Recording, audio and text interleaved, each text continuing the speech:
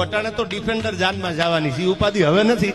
આ તો ઈ સમયની વાત કરું છું. તેથી આ બળદ ગાડામાં આવતા ને તેથી એમ કેતા રૂપિયા નતા. જગદીશભાઈ સવારે તો ડિફેન્ડર ઉપાડવાની 150. હા શું કીધું સાંભળજો આમાં. વરનારે એ દાદાની આગળ રૂપિયા નોતા,